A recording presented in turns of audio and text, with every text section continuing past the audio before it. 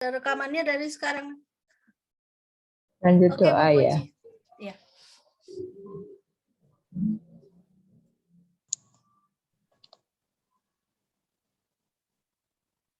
Nanti Mbak Juni yang doa ya. Oh iya, saya ya. Doa pembukaan ya. Mbak Ya. tolong. Puji Tuhan. Allah, Bapa, Allah yang kami sembah di dalam nama Yesus Kristus Tuhan, kembali kami datang ke hadirat-Mu Tuhan, kami mengucap syukur buat malam hari ini oleh anugerah dan kasih karunia-Mu, sehingga kami boleh berkumpul untuk bermesbah keluarga, sekalipun kami masih hanya bisa melalui media Zoom, tetapi kami percaya kepadamu Tuhan, hadirat-Mu tetap hadir di tengah-tengah kami, memenuhi setiap kami Tuhan. Terima kasih Bapak, terima kasih beracara langkau malam hari ini, hanya kami alaskan doa kami di dalam nama Yesus Kristus Tuhan. Haleluya, amin. Nanti kita mulai dengan Mas MK ya. Silakan Mbak Don.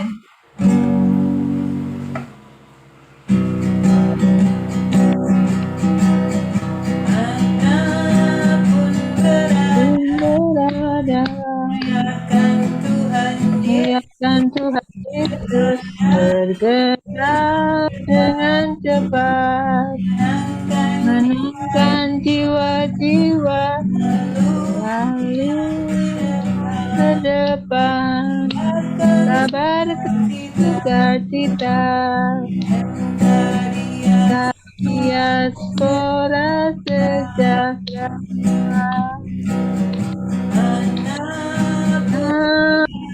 Berada, muliakan Tuhan Yesus dengan cepat, selalu yang terdepan,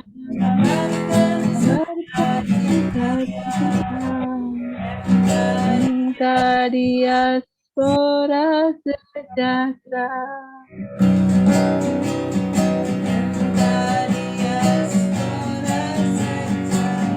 Sejahtera.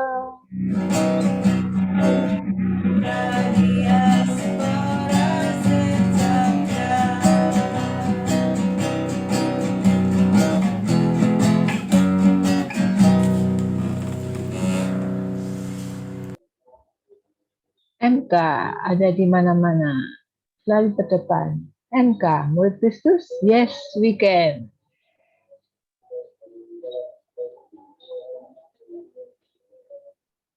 Nah, ini ya bisa dibetulin adik. Mari kita mulai MK kita dengan pujian penyembahan dengan kenapa ini sih? Kenapa sayang? Please?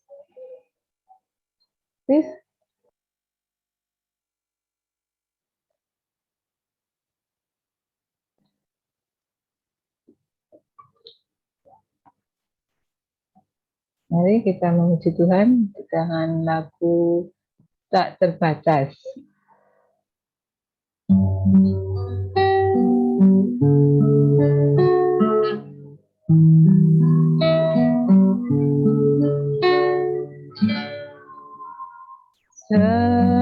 Semusim berlalu, namun kau selalu lihat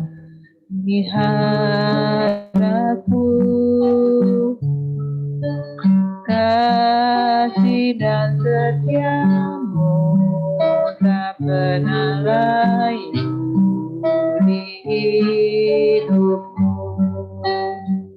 Lebih luas dari samudra, kebaikanmu Bapa akan habis di hidupku. Lebih tinggi dari cakrawala, tak terbatas kasih-Mu, sungguh ku bersyukur.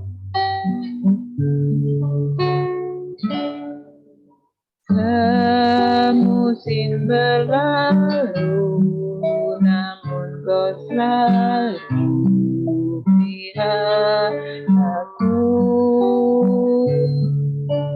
Kasih dan setia-Mu tak pernah layu di hidupku. Lebih luas dari samudra, kebaikan-Mu Bapa takkan habis di hidupku.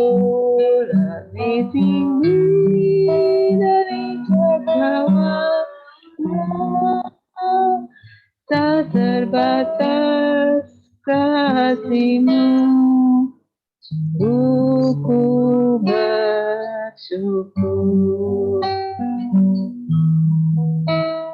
Tak terbatas kasih-Mu, sungguh ku bersyukur.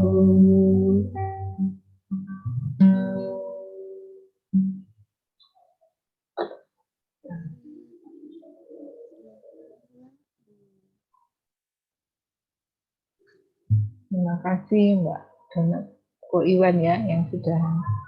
Ya. Terima kasih Bapak di surga. Sebentar lagi kami hendak sharing pada malam hari ini ya Tuhan. Kiranya Engkau menyertai kami dalam setiap sharing pada malam hari ini Tuhan. Kiranya melalui firman-Mu kami boleh kekuatan ya Tuhan di dalam menghadapi setiap persoalan pergumulan di dalam hidup kami. Terima kasih Bapak, kami serahkan sharing pada malam hari ini hanya di dalam tangan kasih setia-Mu ya Tuhan. Di dalam nama Tuhanku Yesus Kristus kami naikkan doa kami. Haleluya. Amin. Silakan Bu Sulis ya yang membawakan sharing pada malam. Silakan Bu Sulis. Terima kasih Bu Puji, Shalom. Ibu-ibu, bapaknya belum masih. Pak Sugeng kemana Pak Sugeng? Pak Iwan, Shalom. Selamat malam semuanya. Sebenarnya minggu ini itu tugasnya Bu Gembala untuk renungan, untuk sharing gitu ya. Terus karena takutnya nggak bisa atau apa, jadi diserahkan ke saya. Ketika saya dibeli foto temanya gini, peran perempuan dan look macet gitu. Rasanya kayak macet gitu ya. Saya yang ingin sharing padahal kayaknya untuk hal ini tuh saya itu butuh pencerahan gitu ya. Tapi saya begini membesarkan hati diri sendiri. Toh saya tidak jadi narasumber di sini gitu ya. Kita akan saling diskusi, kita akan saling sharing tentang saling ngobrol tentang peran perempuan, peran wanita. Saya kok lebih cocok bilang wanita gitu rasanya rodok gitu ya.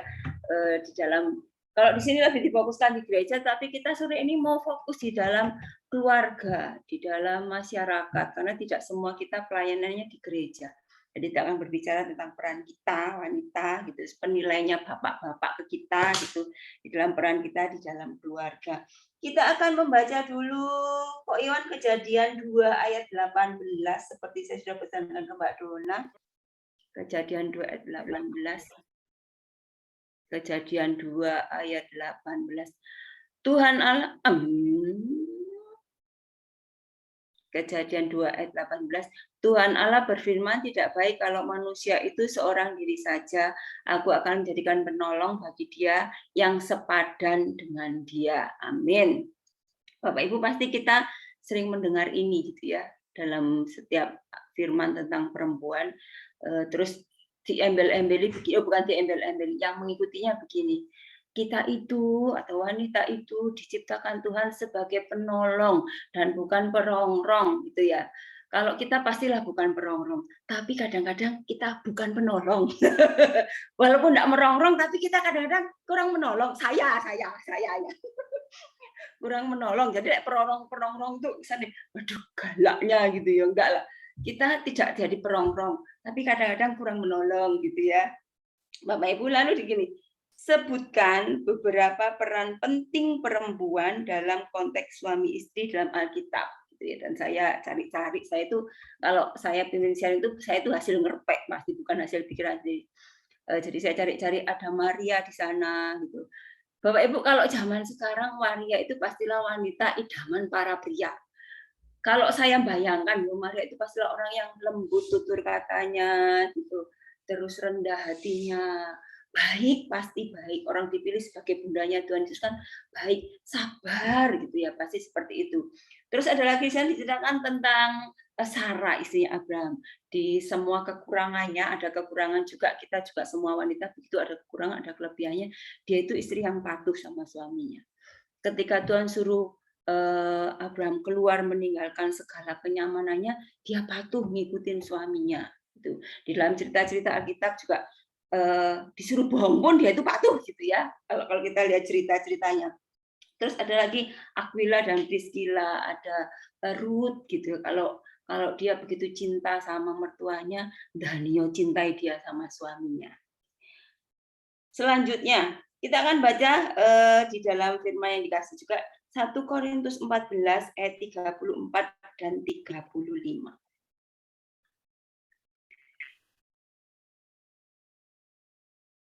Sama seperti dalam semua jemaat orang-orang kudus, perempuan-perempuan harus berdiam diri dalam pertemuan-pertemuan sejemaat. Sebab mereka tidak diperbolehkan untuk berbicara. Mereka harus menundukkan diri seperti yang dikatakan juga oleh hukum Taurat. 35 kok Iwan. Jika mereka ingin mengetahui sesuatu, baiklah mereka menanyakannya kepada suaminya di rumah. Sebab tidak sopan bagi perempuan untuk berbicara dalam pertemuan jemaat. Bapak Ibu, kalau kita ambil firman ini secara mutlak, pasti kita nanya. Buktinya sekarang perempuan-perempuan di gereja itu sangat aktif melayani. Bahkan ada yang lebih aktif dari suaminya. Andaikan kita mengambil firman ini secara mutlak, tetapi pastilah firman ini saya itu suka mengikuti. Kalau Bapak Ibu barangkali mau lihat di YouTube itu ada namanya GW Jawab. GW Jawab itu dari GSA Roy. Itu pembicaranya atau yang memberikan bahan itu namanya Gani Wiono. Ya, Bapak Ibu boleh lihat di YouTube. Di sana itu kalau dia membahas satu ayat, dia akan ceritakan latar belakangnya ayatnya, dia akan cerita tentang adat istiadatnya di situ. Jadi membuat kita ngerti, oh ayat ini itu ada atau dikatakan karena ini, karena kondisi keadaan pada waktu itu ini, tradisinya itu ini. Dan saya percaya juga ketika firman ini disampaikan oleh Rasul Paulus, ada kejadian yang melatar belakangi sampai Rasul Paulus bilang, gampangnya gini, wes ibu-ibu itu di rumah aja. Kalau dia terlalu aktif, itu dia suka mempermalukan suaminya, gitu ya. Jadi di Korintus ini kalau seperti di buku ini ada jemaat-jemaat istri-istri itu yang sengaja mereka berbicara di depan umum dan itu mempermalukan suaminya. Misalnya kita nanti semakin sehat ya, kehidupan ini semakin sehat, anak cucu kita suka kita cerita nih, dulu itu kalau gereja itu harus pakai masker, harus cuci tangan dan lain sebagainya. Dan peraturan itu dibuat karena situasi saat itu. Begitu juga dengan firman ini, pastilah dibuat karena situasi khusus pada saat itu. Karena Paulus itu orang yang mengajar bahwa dalam peribadatan semua orang boleh belajar. Kita akan ambil ayat ini karena itu akan jadi bahan diskusi kita tentang hal-hal yang menyakiti dan mempermalukan suami kita yang kadang-kadang kita tidak sadar tentang itu. Kita akan maju lagi. Untuk itu kita akan belajar bagaimana peran wanita atau perempuan atau istri dalam konteks keluarga, di gereja, di masyarakat, dimanapun kita ditempatkan. 1. Mendukung pelayanan dalam keluarga. Para perempuan atau istri tetap tidak boleh melakukan hal tertentu di depan umum yang berpotensi menghina atau meremehkan suami mereka. Bapak Ibu, kadang-kadang hal ini terjadi karena kita itu dibesarkan, menurut saya, dibesarkan dengan cara yang berbeda, dibesarkan dengan adat istiadat yang berbeda. Gitu. Ini sharing saya dan Pak Stephen itu dibesarkan dengan situasi yang sangat-sangat berbeda. Jadi awal-awal kami menikah itu luar biasa, bukan luar biasa indahnya, luar biasa penyesuaiannya, gitu ya. Saya dibesarkan mama saya orang Madura, papa saya orang Cina. Kami di rumah terbiasa ngomong apa adanya, ceplas-ceplos. Kalau Bapak Ibu melihat saya ceplas-ceplos, mama saya itu lebih parah dari saya. Jadi saya ini sudah digesek sama mertua saya, jadi rodok-rodok kurang sedikit. Lebih parah dari saya. Apa yang dia pikirkan, itu yang dia omong. Gitu. Dia tidak senang, dia akan langsung omong. Saya dibesarkan dari keluarga itu. Pak Stephen dibesarkan dari keluarga yang toto kromo, namanya orang Jogja ya, ngomongnya itu ditoto gitu. Jadi pertama kali saya kumpul mertua saya ini menantu yang tidak sopan. Jadi saya ini kalau sama mama saya jawabin gitu ya, mama saya tanya, saya jawab sambil jalan, itu sudah biasa di rumah saya itu. Tapi di mertua saya didudukkan karena itu. Tidak sopan. Jadi seringkali kita melakukan sesuatu tidak berniat untuk mempermalukan suami kita, tetapi ada perbedaan. Kalau menurut saya ada perbedaan, kita dibesarkan. Ada perbedaan, kita dididik. Saya akan berikan contoh begini. Saya ini orang yang karena bekerja dengan pinter ya, di tempat saya bekerja itu 1 detik aja dianggap terlambat, jadi saya sudah terbiasa begitu. Sejak saya bekerja di perusahaan yang begitu. Jadi waktu itu buat saya, kalau saya besok ke gereja saya akan tahu, oh jam segini saya bangun, makan, gini berangkat. Tetapi Pak Stephen itu berbeda. Dia orang yang kerjanya bebas, waktunya bebas gitu. Jadi kalau suka ke gereja itu jamnya itu enggak cocok sama saya. Pertama kali kita suka ribut. Lama-lama saya berpikir tidak bagus dong ke gereja ribut. Akhirnya gini, saya berangkat duluan wis. Daripada ribut, saya tak berangkat duluan. Ketika saya sampai di gereja, saya ketemu dengan seorang bapak. Nah, bapak itu tanya begini, Bu Stephen, Pak Stephen mana? Gitu ya. Karena saya terbiasa begitu, saya jawab, di belakang Pak, lah kesuwen tak tinggal gitu ya. Biasa aja saya jawab gitu. Nah, ketika pulang, bapak ini ngobrol sama Pak Stephen. Sampai di rumah Pak Stephen bilang, apa yang kamu katakan mempermalukan saya. Bapak Ibu, saya tidak bermaksud begitu. Tetapi ternyata itu mempermalukan dia. Dia merasa dianggap sebagai suami yang lambat lah, yang tidak tepat waktu lah, gitu, dengan kesensitifannya itu ya. Padahal saya tidak bermaksud apa-apa. Jadi seperti di pembahasan kita kali ini gitu, diharapkan para perempuan plus belajar tidak mempermalukan suaminya, baik sengaja maupun tidak sengaja. Kalau di antara kita pasti tidak sengaja, gitu ya, dengan hal pemikirannya yang berbeda itu tadi. Nanti kita akan jadikan bahan diskusi tentang itu. Yang kedua, membangun keluarga dalam relasi yang harmonis. Efesus 5 ayat 22 dan 24. Nah, ini yang saya butuh pencerahan. Kita semua butuh pencerahan. Efesus 5 ayat 22 dan 24.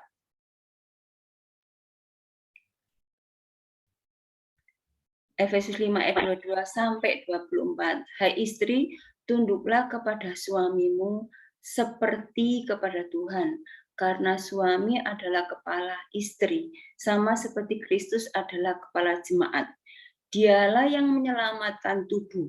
Karena itu, sebagaimana jemaat tunduk kepada Kristus, demikian jugalah istri kepada suami dalam segala sesuatu.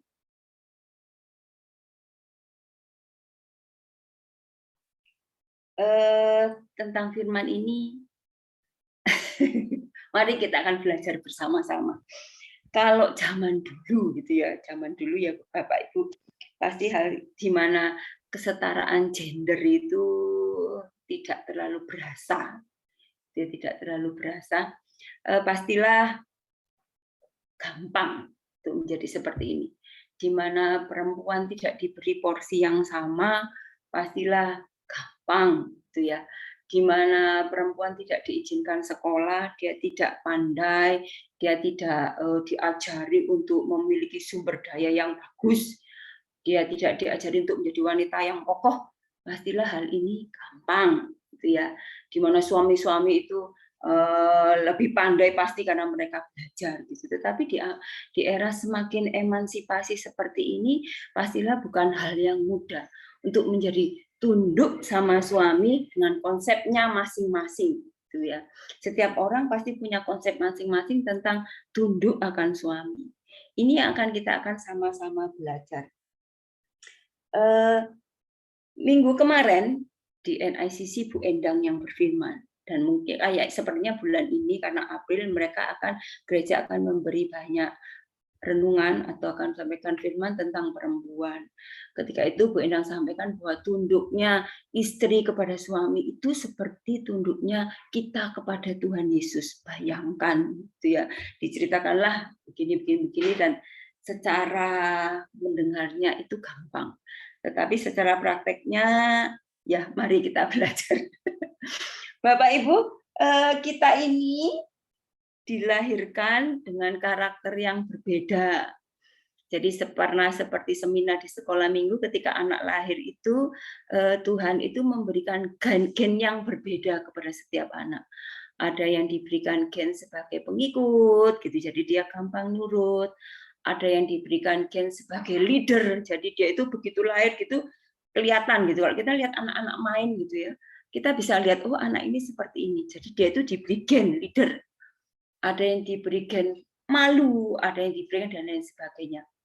Nah, yang akan juga kita bahas di dalam diskusi kita kali ini itu ada perempuan-perempuan yang diberikan leader oleh Tuhan. Gitu.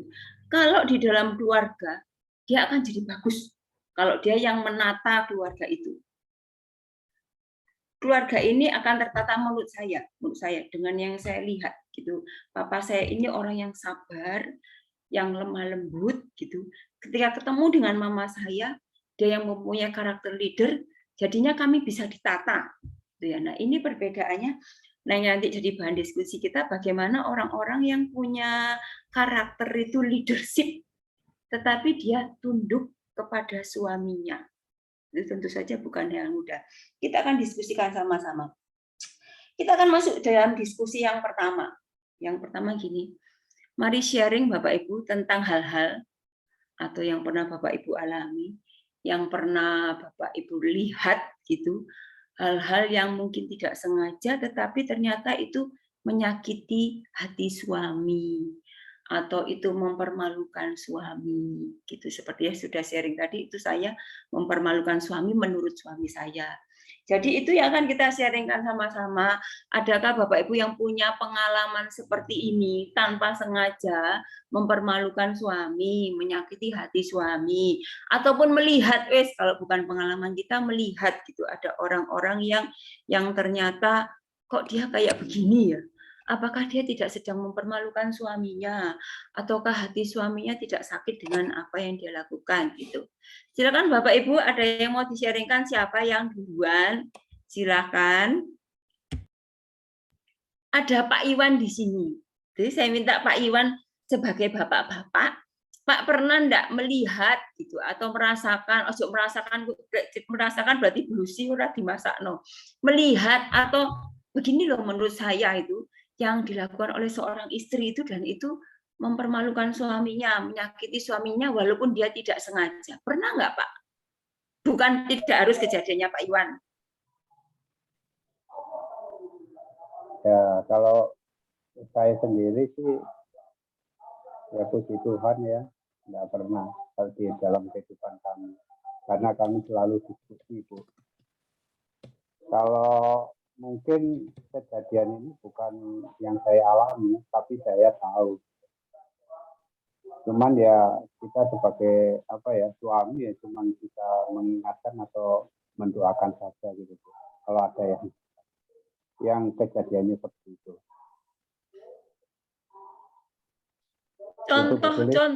Contoh realnya gitu pernah enggak Pak lihat gitu apa yang dilakukan istri atau apa yang dilakukan ibu-ibu ini sampai aduh ya opo sih kok gini gitu. Ada enggak Pak contoh realnya?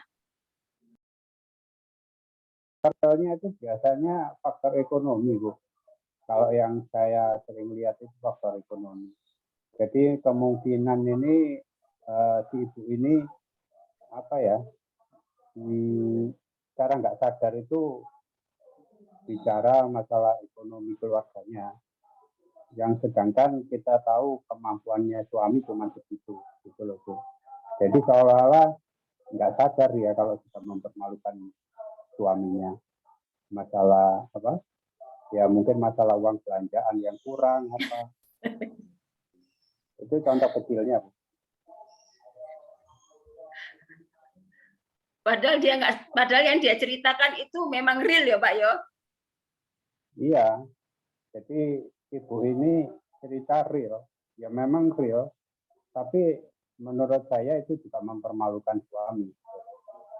Urusan itu masalah apa? Ekonomi keluarga itu mestinya ya antara suami istri lah dibahas. Kalau memang ada kekurangan, ada di mana, jangan disebarkan di luar. Itu mempermalukan suami. Menurut saya, Bu. Nggak tahu menurut yang lain. Itu yang sering saya dengar gitu.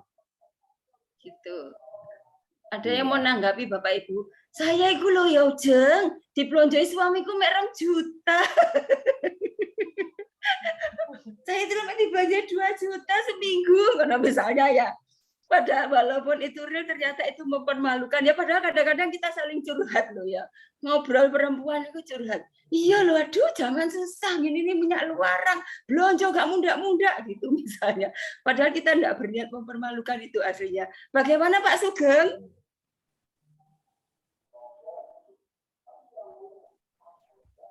Pernah enggak Pak?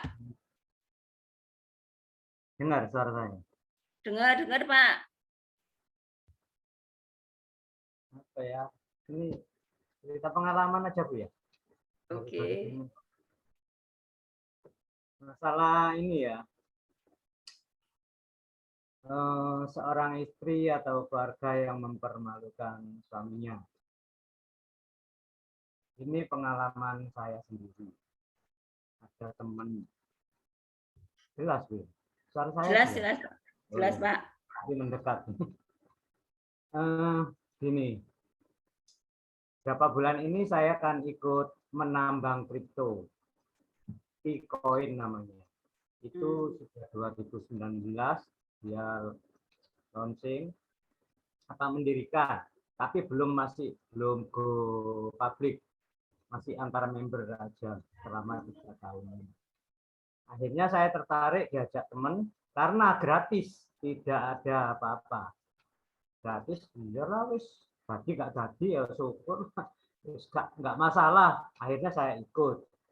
Dan untuk ikut itu, kalau kita downline-nya ada banyak, kita nambah rate-nya. Kecepatan nambangnya itu semakin cepat gitu loh.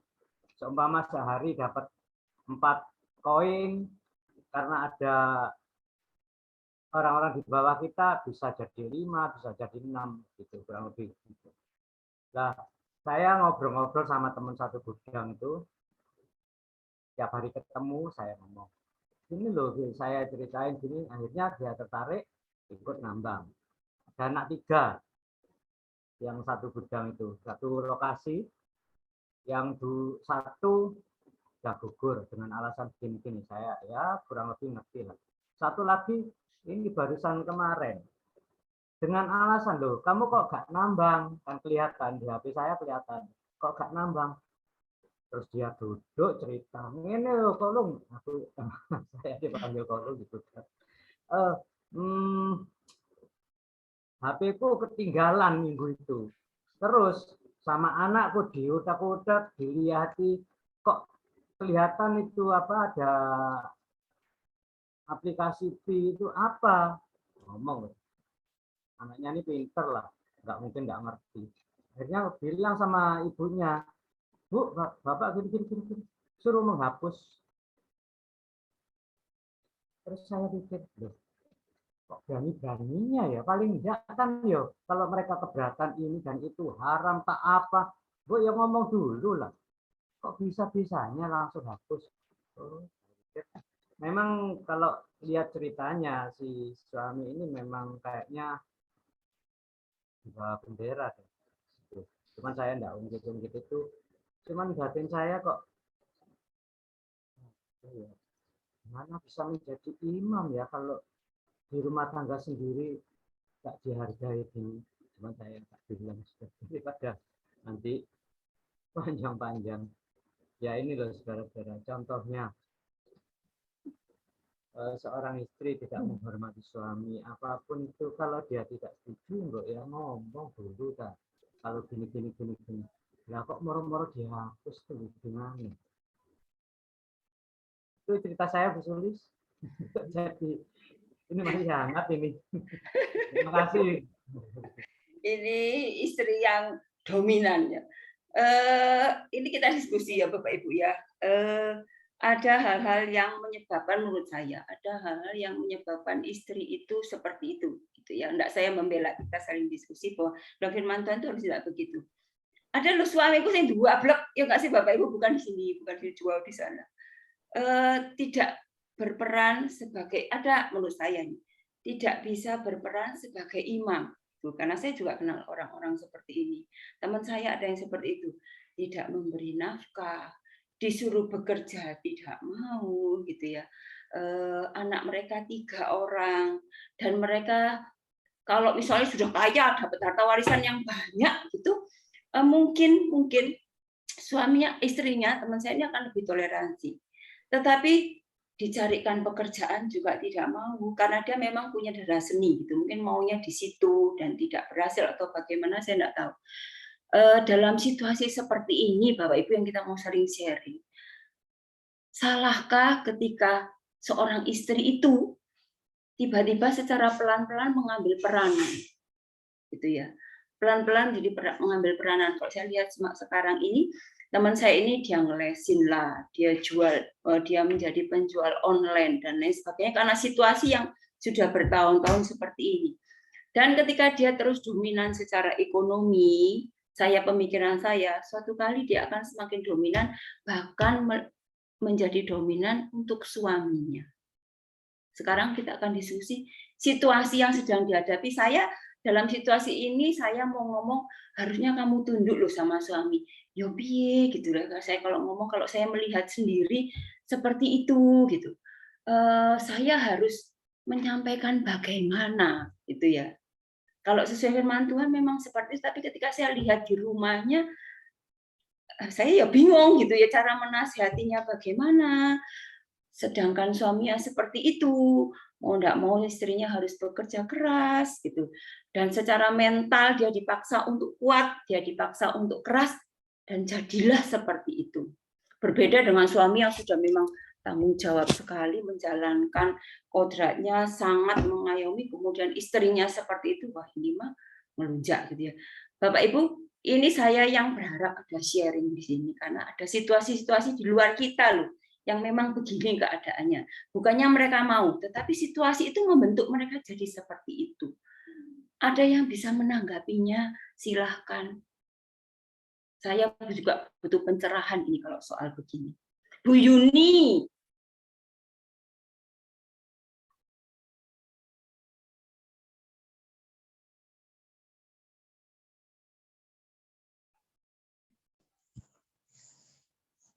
Ya, biar bagaimanapun sebagai seorang istri harus tunduk kepada suami, biar dalam keadaan apapun, biar istri berperan cari nafkah dengan keras, dengan segala macam pekerjaan dijalani.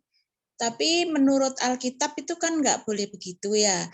Kita biar bagaimanapun juga harus tunduk kepada suami, seperti kita tunduk kepada Tuhan. Menurut saya begitu. Ini juga ada contoh ya, ada keluarga ya, keluarga yang istrinya ini benar-benar seperti pokoknya suami di bawah ketiak istri gitu pokoknya. Jadi segala hal apapun pengeluaran, pemasukan uang itu dia yang mengelola. Segala macam pemasukan dari ini dia yang mengelola. Jadi suaminya seperti tidak berdaya apa-apa, tapi ini bukan di dalam Tuhan, orang di dalam Tuhan, tapi di luar Tuhan. Begitu. Tapi akhirnya ya sama keluarganya ya pokoknya sama keluarganya ya enggak pokoknya kayak bertengkar gitu loh, karena istrinya selalu ini, istrinya selalu begini, istrinya. Jadi suaminya tuh seperti kerbau di cucuk hidungnya, jadi apapun yang dia katakan ikut, apapun yang seperti takut sama istrinya begitu. Jadi itu ya jadinya ya jadi kayak putus hubungan gitu sama keluarga. Jadi karena istrinya terlalu berperan gitu. Tapi ini yang saya contoh ini bukan dalam Tuhan orangnya, di luar Tuhan. Jadi ya sudah ya. Tapi kalau di dalam Tuhan ya kita harus seperti yang ada di dalam Alkitab, yaitu istri harus tunduk kepada suami apapun yang istri berperan itu, apapun yang istri penghasilan dari istri segala macam itu, kita harus tetap tunduk kepada suami seperti kita tunduk kepada Tuhan. Menurut saya begitu, Bu Sulis, itu. Menurut saya begitu. Walaupun tidak mudah, harus diusahakan, gitu ya, Bu. Terus diusahakan. Kita harus harus diusahakan lah bagaimana gitu. Memang sulit sih kayaknya, aduh kok kayaknya nggak bisa saya, kayaknya nggak bisa. Tapi kita harus menundukkan diri lah gitu. Iya kan? Kita harus menundukkan diri gitu. Karena sesuai firman Tuhan itu tadi begitu gitu. Meskipun suaminya tidaklah suami yang seperti firman Tuhan gitu ya Bu Yuni, kan dia tidak bertanggung jawab, dia tidak mencintai keluarga, dengan tidak mau bekerja kan dia tidak mencintai keluarganya, tidak mencintai istrinya ya. Ya kita harus dengan dengan cara yang bagaimana ya. Kalau kita harus, namanya firman itu kan harus kita ikuti biar bagaimanapun beratnya kan. Iya kan? Harus diikuti. Yaitu istri harus tunduk kepada suami seperti kita tunduk kepada Tuhan kan gitu. Bagaimanapun bentuk. Bagaimanapun model. Bagaimanapun model suaminya. Ya. Bagaimana? Pusing kepala. Pusing memang kepala, tapi ya bagaimana wong itu harus itu. Firman Tuhan. Enggak boleh enggak kayaknya, ya begitulah. Iya. Kepada saya yang lain. Mbak Lydia harus kekel, silakan Mbak Lydia.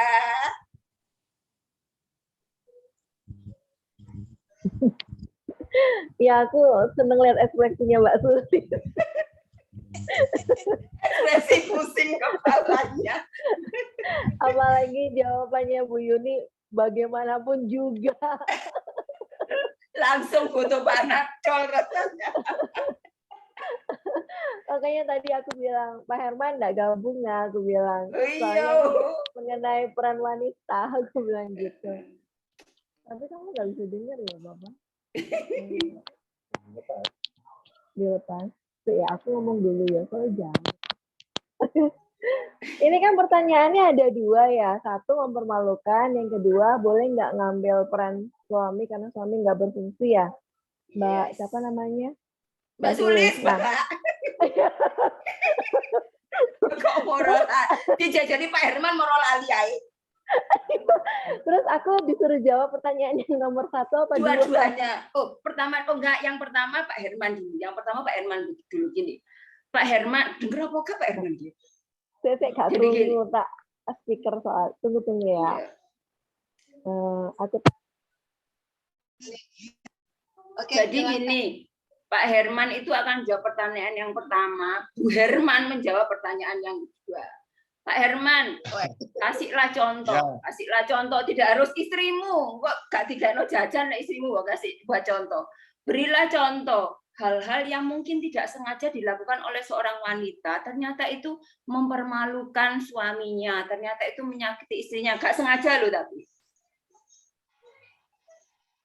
Tadi ada contohnya gini, saya curhat nih soal uang belanja. Sembarang larang belanja ini gak mudah-mudah, hanya itu. Ternyata itu mempermalukan suami katanya. Hal lainnya apa Pak Herman? Ya, semua itu kan masalah sensitif Pak itu. Sensitif Pak. Like misalnya, Pak, ini orang telepon masuk. Ya, tak telepon lagi. Iku lho, tak telepon lagi ya. Ya wis ketemu besok ya. Ya. Contohnya ya. Pak. Contohnya? Ya, contoh lain misalnya. Kalau kata-kata dipermalukan. sama istrinya. Masalah gitu-gitu sih saya ya pernah, tapi buat saya sih nggak ada masalah. Toh juga nggak berpengaruh kok buat kehidupan aku dengan adanya kepelecok sedikit gitu. Jadi masih aku malu dikit, memalukan saya sedikit, tapi nggak ada pengaruhnya sih. Kalau buat saya sih mereka orang-orang nggak ada pengaruh, nggak ada pengaruh. Lek sing berpengaruh itu lah, ini sing nggak enak ini. Berpengaruh itu misalnya duit kita, ada misalnya istriku minjem uang, tapi nggak dibalik no. Nah itu saya marah.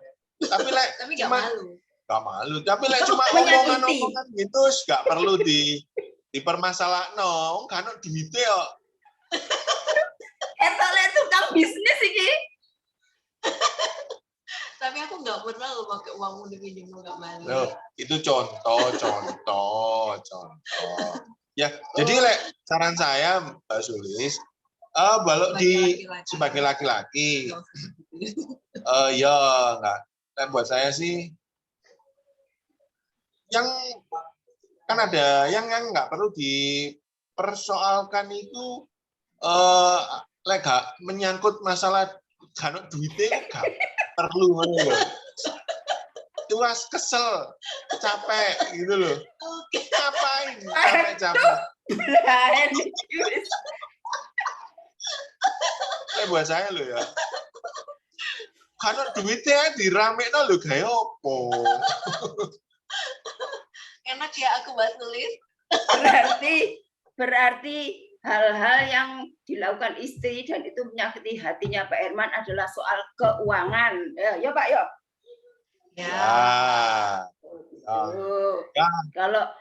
Kalau soal omongan, soal apa wis tidak terlalu penting gitu lah Pak, wis gak terlalu menyakiti gitu ya. Oh iya. Nggak terlalu pusing lah buat saya. Karena urusanku masih banyak. Ada urusan yang lebih penting yang bisa saya kerjakan daripada soal duit tak bedek. Nah, enggak. Daripada cuman kata-kata sing nggak ngenakno kuping lah istilahnya. Itu kupingku masih tebel. Oke. Itulah beda, maksudnya beda karakter, beda juga orang nanggapinya gitu ya. Oke. Senang Mbak Wit, wis kok rasa-rasan mbak aku pokoknya gak nyinggung duit, tenang wis.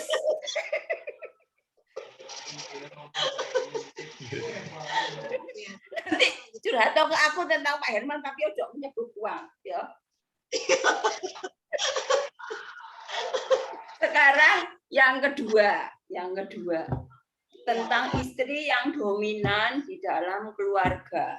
Tetapi sepertinya itu baik loh buat keluarga loh kan hilang. Sepertinya itu baik di dalam keluarga karena suaminya itu kurang punya gen leadership.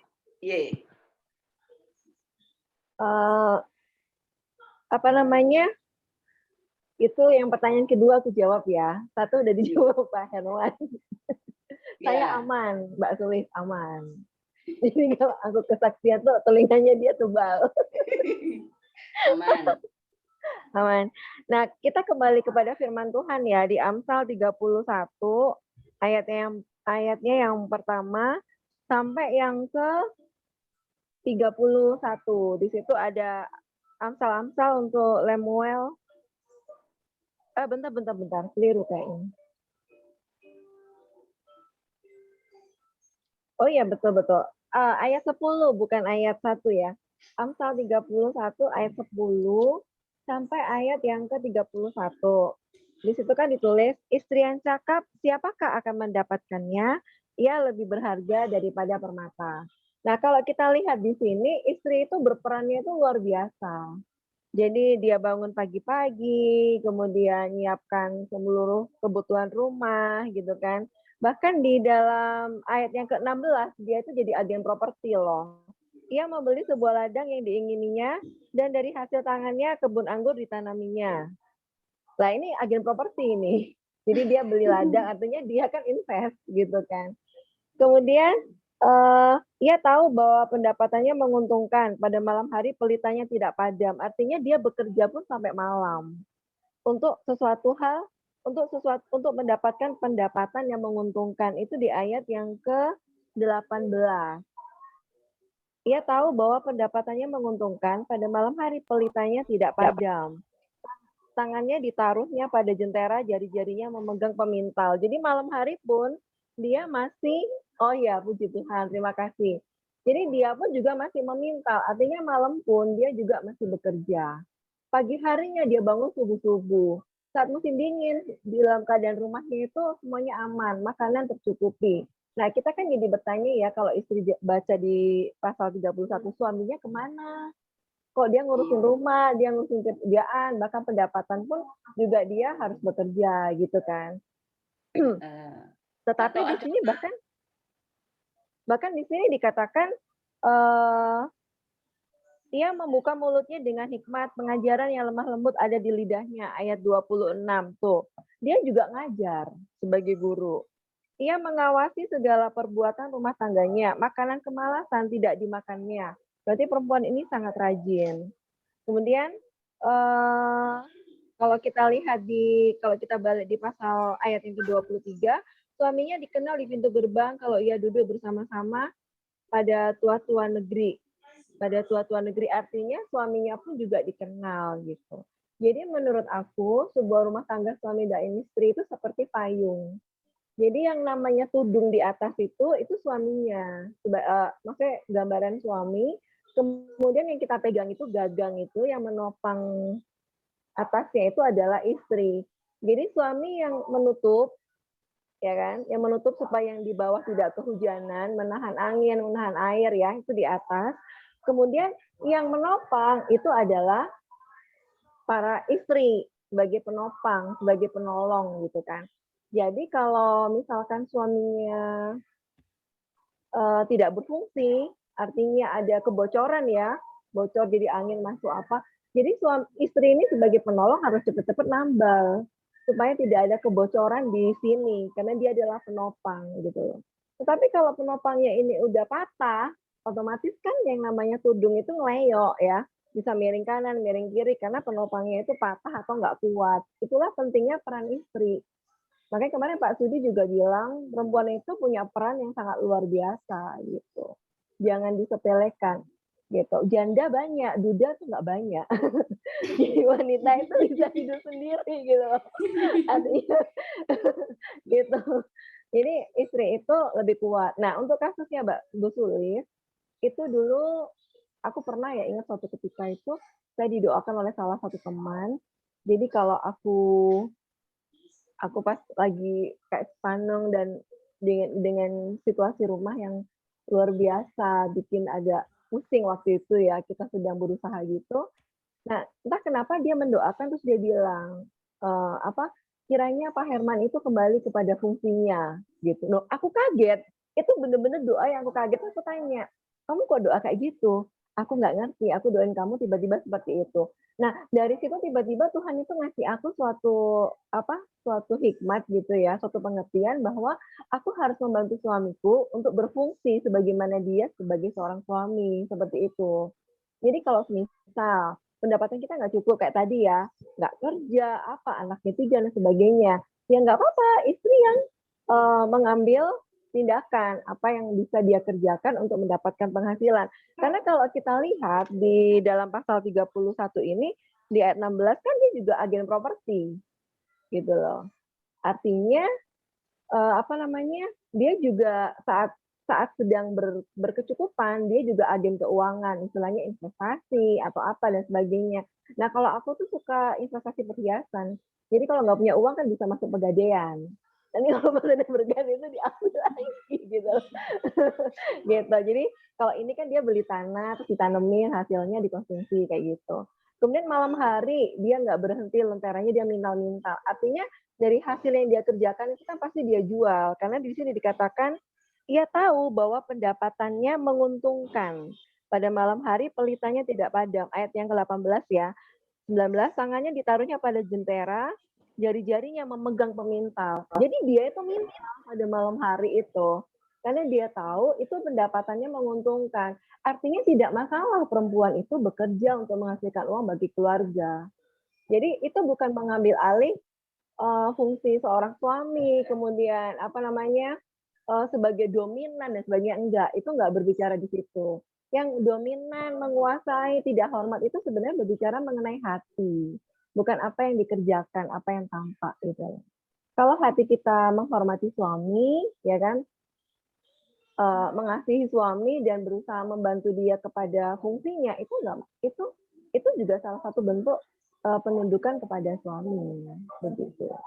Jadi kita bisa katakan kepada suami ya, misalkan kayak Pak Herman misalnya. Ini sekarang properti lagi sepi atau apa dan sebagainya gitu toh. Terus apa yang bisa dilakukan gitu kan? Papa, aku bisa bikin kue, kamu bisa bantu jual kah? Paling nggak kan ada pemasukan tiap minggu. Kalau aku tahu yang jual kan nggak banyak dapetnya. Oh ya Jay, siap Jay, tak bantu jualan gitu. Jadi kita suami istri juga sama-sama bekerja sama. Jadi bukan kamu suami ya harus kerja, aku istri kan hanya di rumah. Enggak seperti itu. Kalau kita berbicara di Amsal 31 ayat 10 sampai berapa ya? Sampai 31. Artinya kita istri itu harus membantu suami untuk berfungsi sebagaimana mestinya. Nah, ketika suami tidak berfungsi, berarti istri harus membantu gitu. Supaya berfungsi. Mungkin kalau aku nggak usah gambarin orang lain ya. Kalau hal keuangan memang kami sangat terbuka. Kemudian ada gesekan masalah di luar apa dan sebagainya, kita pun juga sangat terbuka. Jadi Pak Herman juga ngerti betul gitu loh. Artinya saat aku tahu kelebihannya dia dan kekurangan dia, kemudian dia tahu kelebihanku dan kekurangan aku, ketika itu digabung itu menjadi match gitu. Menjadi apa ya? Menjadi rekan sekerja yang pas gitu loh. Usulis gitu. Yang pas gitu. Jadi nggak harus baku. Oh kamu kerja, aku di rumah, enggak. Kalau kita lihat di pasal ini enggak. Jadi mungkin saat ini perempuan yang ambil alih untuk bekerja. Tapi selagi kita juga berdoa supaya suami pun juga bisa dapat kerjaan dan sebagainya seperti itu. Aku ada contoh temen ya. Ini kisah nyata. Sebagai penutup yang tulis agak panjang sedikit. Saya kaget waktu itu dia datang itu menangis itu luar biasa. Ternyata dia menikah selama 20 tahun, 22 apa 20, pokoknya 20-an gitu tahun. Dia itu pernah dikasih tahu sama temennya. Kamu ojo mempermalukan suami. Apa yang menjadi kekurangan di rumah itu kamu kok ngomong gitu ya. Jadi apapun yang ada ya cukupkan apa yang ada itu gitu. Kasihan suamimu diomong-ngomong itu kasihan gitu. Nah, selama dia hidup 22 tahun tuh dia hidup seperti itu. Jadi dia nggak pernah ngomong suaminya, dia berusaha sendiri, dipendam sendiri, sendiri. Saat anak-anak menjadi tambah besar, kebutuhan semakin besar, kan suaminya kan nggak tahu. Dia biasa mengandalkan istrinya. Kalau gaji sekian itu cukup untuk memenuhi seluruh kebutuhan rumah gitu.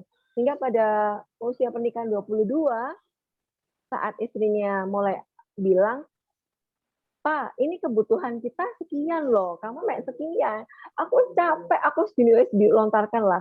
Suaminya kaget, loh selama ini. Sampai mereka hampir bercerai. Istrinya itu sampai diusir malam-malam itu, suruh keluar dari rumah, mereka tuh hampir bercerai.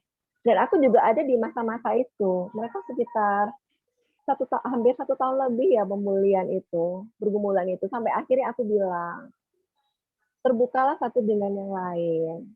Kalau ada masalah, carilah mentor atau teman yang bisa dipercaya untuk diobrolkan gitu. Nah kita dapat masukan, dapat apa, dan puji Tuhan, sekarang mereka benar-benar dipulihkan dari zero. Suaminya dipecat juga saat pandemi kemarin, nggak dapat pendapatan dan sebagainya. Kemudian anak-anaknya butuh dana dan sebagainya. Tetapi pertolongan Tuhan itu sungguh luar biasa saat suami istri itu ada pemulihan.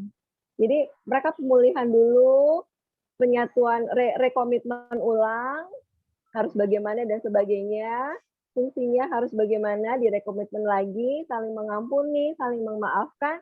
Nah, ketika pemulihan itu terjadi, nah berkat Tuhan itu ya mengikuti mereka. Dan sekarang mereka sungguh luar biasa, suaminya dapat pekerjaan juga, terus anaknya lulus juga dengan baik, langsung dapat kerjaan juga. Malah sekarang ekonomi mereka juga sudah sangat membaik gitu. Artinya peran istri itu memang benar-benar sangat penting untuk pemulihan keluarga. Jadi aku rasa tidak apa-apa Mbak Sulis bergeser untuk itu, bukan untuk mengambil alih tanggung jawab suami, enggak. Kalau menurut aku ya berdasarkan Amsal 31 ayat 10. Demikian, terima kasih. Jadi kesimpulannya begini, ketika suami tidak berfungsi, istri-istri bekerja keraslah untuk mengambil alih apa yang menjadi tanggung jawab suami, sambil menolong suami untuk kembali fungsinya, sambil mendoakan dia, perkasanya istri. Selama dia menyelesaikan urusan rumah tangganya yang adalah tugas suami, dia harus membantu suaminya. Begitu luar biasa memang perempuan, ya kan? Bekerja keras nih. Saya enggak sedang protes. Saya hanya menanamkan. Nanti teman saya tak ceritain begitu. Dia bekerja keras. Tapi kuncinya satu Mbak Sulis, kita harus memandang kepada Tuhan ya, bahwa segala sesuatu yang kita kerjakan adalah untuk kemuliaan Tuhan dan untuk Tuhan. Jadi selama kita memandang kepada Tuhan, itu semua akan terasa ringan. Benar-benar serius, aku nggak bohong. Jadi saat kita benar-benar melakukan segala sesuatunya itu memandang kepada Tuhan, kepada kepentingan Tuhan, kemuliaan Tuhan, kita berserah penuh, itu Tuhan bekerja luar biasa untuk memberi kita kekuatan ekstra dan mencukupkan apa yang menjadi kebutuhan kita. Itu serius benar. Aku ngalamin itu hampir setiap hari gitu. Ya contoh singkatnya ya. Waktu itu uangku tinggal 200.000. Ini manajer keuangan. Kemudian kita mau ada kegiatan imamat ya. Kemudian Tuhan itu bilang, aku disuruh sediakan konsumsinya. Tak hitung-hitung kan uangku udah ngepres, tapi aku besok ada kebutuhan. Harusnya uang ini untuk kebutuhan besok gitu ceritanya Mbak Sulis. Tetapi dorongan dari Tuhan tuh perintahnya sangat kuat gitu loh. Udah belikan aja sekarang untuk konsumsinya. Ternyata benar, akhirnya aku OB aja, aku beli, dan ternyata benar, nggak ada yang bawa konsumsi untuk makanan berat ya. Nggak ada konsumsi makanannya, hanya cuma kue-kue beberapa gitu loh. Akhirnya puji Tuhan, karena kita rapat juga sampai malam jam 10, jadi puji Tuhan nggak ada yang masuk angin gitu loh. Nah saat aku OB sama Tuhan, nah Tuhan tuh ngasih berkat ganti itu melebihi apa yang aku keluarkan Mbak Sulis. Jadi tiba-tiba Tupperware aku laku dan laku dibayar cash gitu loh. Cash Mbak Widya ada barang ini ada gitu. Ya udah aku beli ya, iya aku antar dan langsung dibayar. Dan itu mengganti uang yang kemarin aku pakai. Itu salah satu ringan ya, hal ringan. Jadi nggak akan berat kalau pandangan kita kepada Tuhan. Betul. Kita butuh pertolongan. Saya minta hikmat Tuhan bagaimana nanti andaikan saya bisa bicara dengan teman saya itu ya, supaya dia ini enak awakmu sih nggak ngelakoni, nanti susah gitu ya. Nanti biar Tuhan kasih hikmat, piye ngono menjelaskannya. Ada yang akan memberikan tanggapan lagi, enggak harus saya urutkan. Kalau yang mau bicara boleh langsung bicara. Mbak Juni, nggak boleh idem Mbak, ayo tak dengarkan suaramu. Bagaimana pendapatnya Mbak Juni? Pernah nggak ngalami hal kayak begini? Yang gimana? Satu, pernah nggak dikomplain misalnya, atau dikomplain suami, kamu itu ngisin aku loh kalau begini, atau ada teman yang seperti itu gitu. Yang pertama, yang kedua, pernah nggak merasa bahwa saya ini kok kayak harus lebih bekerja keras nih daripada suami saya. Suami saya ini atau teman lah, kok kayaknya dia itu tidak bisa menjadi imam ya di dalam keluarga misalnya. Ya Mbak. Ya, yang pertama lah. Ya, ini yang kisah yang dulu itu ya. Ini yang Efesus 5 ayat 22, hai istri tunduklah kepada suamimu seperti kepada Tuhan. Nah, itu kan firman Tuhan menyarankan, mengarahkan kita untuk tunduk kepada suami. Sebagaimanapun suami itu dalam rumah tangga kita ya. Tapi kalau kita sudah dominan, kita sudah dalam kayak suami tidak dapat berbuat apa-apa dengan kondisinya seperti sakit gitu ya. Dan kita kan yang menangani segala sesuatu, keuangan dan lain sebagainya dan lain sebagainya. Tapi di balik itu suami tidak mengerti sama kita. Dia bukan berterima kasih, bukan berterima kasih karena kita sudah menjadi penolongnya, tapi dia malah di belakang kita, dia malah menfitnah, malah menjatuhkan, malah wis pokoknya yang gak baik-baik lah. Kalau begitu itu bagaimana? Ini saya minta tanggapan aja. Kayak gitu ijono senia wis, Mbak. Nah, iya, itu yang pernah saya alami benar dari yang lampau. Ini saya lagi ingat tentang itu. Ayo siapa yang bisa menanggapi kalau yang begitu? Kan mengatakan tunduk, istri-istri tunduklah kepada suami, ya kan? Nah, kalau yang seperti itu, bahkan di dalam perkumpulan komunitas, ketika kita seperti ber-MK gini, dia juga berkesaksian dengan kebohongannya, dengan seperti menjatuhkan, menfitnah ini, menfitnah itu, disebarkan gini, kayak gitu bagaimana? Siapa yang bisa menanggapi hal seperti ini? Mbak Juni ini minta bahan sharing. Bapak Ibu begini ya, hal-hal seperti itu real ada loh. Jadi mungkin teman-teman kita itu mungkin orang-orang yang aman, rumah tangga seperti bayangan kita, tetapi kita tidak bisa menyangka bahwa ada loh karakter-karakter suami yang seperti ini itu ada loh, gitu ya, dari cerita orang yang begini terus sekarang yang menjadi pertanyaan Mbak Juni adalah terus kita ini kudu piye supaya tidak salah di hadapan Tuhan, gitulah intinya. Bugem yang jawab sih.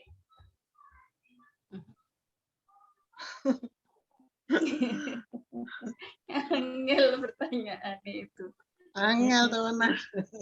Iya, memang sedangkan kita itu tiap hari ya berdoa terus, minta Tuhan pengampunan, minta Tuhan lembutkan, minta Tuhan jamah, ubahkan, tapi tetap aja seperti itu gitu loh. Itu aja memang ada waktunya Tuhan ya. Dan kalau aku itu selalu mengharapkan pertolongan ilahi ketika menjalankan firman yang sulit, seperti tunduk pada suami, apalagi suami yang nggak benar, itu kan sulit kan. Aku sudah ngalami jatuh bangun dengan tekad yang kuat karena sudah nggak ada jalan lagi, jalan pakai ini sudah gagal, akhirnya dengan bertekad kuat mengikuti firman ini dengan jatuh bangun. Ya. Artinya dalam jatuh bangun bahwa aku tidak akan berhenti untuk membatalkan firman ini sebelum berhasil gitu ya. Jadi waktunya kapan? Waktunya berhasil itu betul-betul waktunya Tuhan. Suami saya percaya itu kepada Tuhan itu, aku di sini, dia di Kalimantan. Udah doa berapa puluh tahun, dia percayanya itu sama yang supranatural, dukun-dukun, tapekong, gitu-gitu. Waktu aku di sini, dia di Kalimantan mimpi peti mati. Ini aku bukan orang-orang yang kayak gitu, supranatural kayak gitu, tetapi pada saatnya ketika kita menjalankan firman taat kepada suami seperti kepada Tuhan, itu nggak boleh dengan terpaksa. Harus dengan hati yang murni, tidak boleh bersungut-sungut. Mungkin baca di Filipi 2 ayat 14 nanti ya. Lakukan segala sesuatu dengan tidak bersungut-sungut, tidak berbantahan. Itu pun harus ikhlas. Soalnya apa? Ikhlasnya tuh apa? Ya mengikuti firman Tuhan tadi loh. Apa yang benar menurut logika itu belum tentu benar menurut Tuhan. Jadi harusnya itu gini. Kalau suami gini itu ya gini. Itu benar, tampak benar aja. Tapi menurut firman tidak benar, berarti ya enggak benar gitu ya. Waktu suami saya percaya dia di Kalimantan. Nah, langsung waktu itu terus dia 2 bulan kemudian pulang minta baptis. Itu saya nggak melakukan apa-apa. Nah, dalam penyesuaian, dalam menghadapi masa-masa sulit ya, ada kan masa-masa sulit, masa-masa sulit itu ya, aku bicara sama dia itu kayak bicara sama tembok. Pokoknya kalau aku ngomong A, dia pasti ngomong B. Kalau aku ngomong B, dia pasti ngomong C. Pada intinya tidak suka dengan apapun yang kukatakan.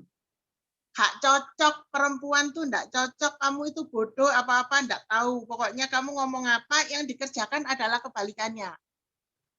Seperti itu ya. Lama-lama, ya kan kalau lama-lama namanya orang berdoa itu dikasih hikmat loh sama Tuhan. Jadi kalau aku maunya A, aku muter ke B, ke C, ke D, ke sana tak putar-putar. Tuhan Yesus saja loh pakai perumpamaan kalau ngomong sama orang yang nggak ngerti. Muter-muter kayak gitu, akhirnya keputusanku lah yang diambil, yaitu yang A. Padahal aku maunya A, tapi aku nggak ngomong A akhirnya. Ngomong B, ngomong C, ngomong D gitu. Muter gitu ya. Semuanya itu ada hikmatnya dari Tuhan. Bagaimana? Jadi nggak mungkin kita itu juga ketika mengikuti firman Tuhan itu, taat kepada Tuhan itu, nggak mungkin kita susah. Masalah yang kita dapat ketika kita nggak taat itu lebih luar biasa menyusahkan, lebih menderita kita. Ketika kita mengikuti firman Tuhan, itu ada pengharapan. Kapan ya Tuhan? Ada waktunya Tuhan kan? Kita menunggu, kita melakukan, kita dengan berhikmat, dengan menanti-nantikan pertolongan ilahi itu, sambil kita menantikan itu, kita ada sukacita, damai sejahtera. Benar Mbak Widya tadi bilang, bisa, semua bisa. Iya bisa. Ketika kita taat kepada Tuhan, seperti bacaan kita tiap hari itu loh. Ketika kita taat kepada Tuhan, kuasa Tuhanlah yang bekerja di dalam diri kita. Jadi harusnya muangkel, itu sok mangkel. Harusnya itu kayak kepingin marah, harusnya logikanya marah. Suami kayak gini tuh ya apa sih? Itu sudah enggak lagi. Sudah enggak lagi. Soalnya apa? Ketika kita dekat sama Tuhan, berusaha taat kepada Tuhan, ada kekuatan dari Tuhan. Nah, dan firman-Nya bilang juga kita nggak boleh melakukan firman tuh nggak boleh bersungut-sungut, nggak boleh berbantah-bantahan, harus dengan sukacita. Pertama sukacita itu ya apa ya Tuhan ya kamu harus bersukacita, wong kamu udah mau taat sama firman, kamu kan mendengarkan perkataanku. Ya kita pasti sukacita loh, yang kita dengarkan tuh bukan perkataan orang, bukan perkataan tetangga, bukan perkataan saudara. Yang kita dengarkan tuh perkataan Tuhan. Ini kan semua ada kuasanya. Jadi kan kita tahu ada kuasanya, kita bisa menanti-nantikan dengan pengharapan. Sukacitanya itu ada. Jadi waktu taat sama suami yang belum tentu benar, itu kita bisa tetap bersukacita. Itu ya. Nah, bersukacita tok. Waduh, kok masa kita harus bertahan dengan itu tok? Loh, enggak.